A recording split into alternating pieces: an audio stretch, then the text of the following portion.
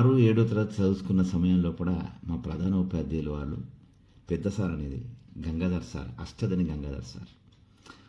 ఆ సార్ అంటే ఇప్పటికీ మాకు భయమే. ఆయనతోటి మాట్లాడాలంటే కూడా మాకు ఆ గురుత్వం, ఆ గౌరవం, ఆ భయం కూడా ఉంటుంది. ఇది 50 ఏళ్ళు వచ్చిన తర్వాత కూడా ఆయనతో ఉన్నది ఆ అనుబంధం అంటే అది మాకు చాలా గొప్ప విషయం. సార్ చిన్నప్పటి నుంచి మరి బ్రహ్మాండమైనటువంటి ఒక లీడర్ క్వాలిటీస్ ఉన్నటువంటి వ్యక్తి. మాకు చిన్నప్పుడు అందరికీ ఆ స్కూల్లో కూడా అందరికీ బెలూన్స్ ఇచ్చాడనమాట. బెలూన్స్ ఇచ్చి, అరే బెలూన్స్ మీద మీ పేరు రాసుకోండి, గాలిలోకి వదిలేండి అన్నారు.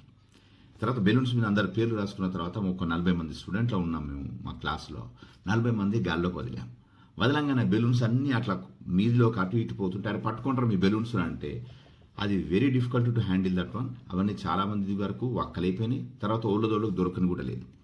తర్వాత మళ్ళీ ఒక కొంచెం అయిన తర్వాత మళ్ళా కొత్త బెలూన్స్ అందరికీ ఇచ్చి, అరే దీని బెలూన్స్ అన్ని ఊదుకోండి అని చెప్పేసి మళ్ళీ పేరు రాయిపించారు. దాని స్కెచ్ పెన్ తోటి రాయిపించి ఇప్పుడు గాల్లోకి వదిలండి అన్నాడు.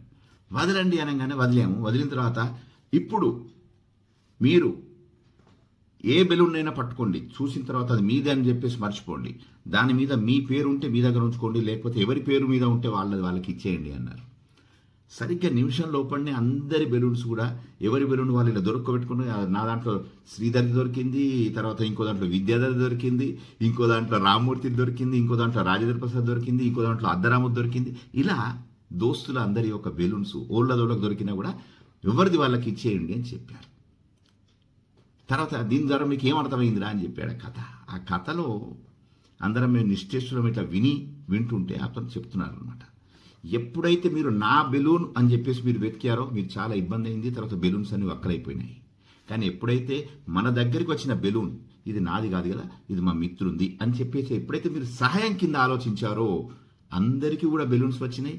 తర్వాత తక్కువ సమయంలో కూడా అయిపోయింది. అంటే దీని ద్వారా సృష్టి యొక్క నియమం ఏంది, మనం ఇచ్చుకుంటూ పోవటమే. మీరు ఇస్తే మీకు తిరిగి వస్తుంది అని చెప్పేసి మా గురువుగారు మాకు చెప్పారు. ఆయనకు పాదాభివందనాలతో ఇంత మంచి కథను ప్రాక్టికల్గా చేసి చూపించారు. మన సభ్యులతోటి పంచుకున్నాను. మీకు నచ్చితే తప్పకుండా స్పందిస్తారని ఆశిస్తున్నాను. మీ రామడుగు వేణుగోపాల్.